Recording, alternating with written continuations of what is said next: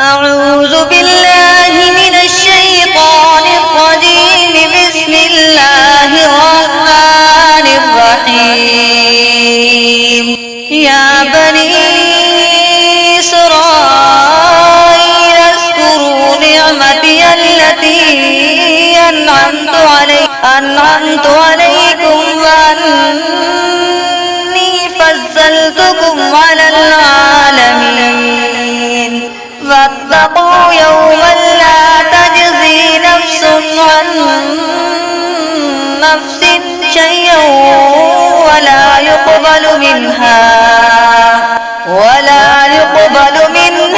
عدل ولا تنفعها شفاعة ولا هم ينصرون.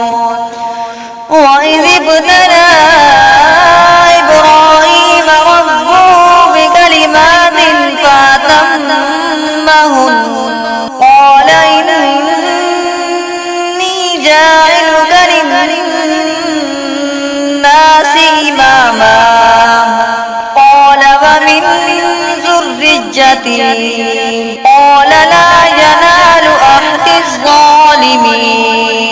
وإذ جعلنا البيت مثابة للناس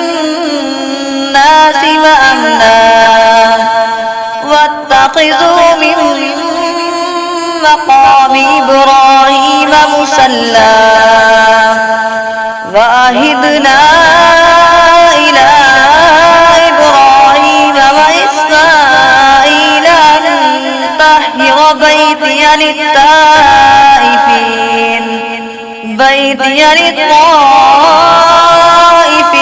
والعاكفين والركع السجود.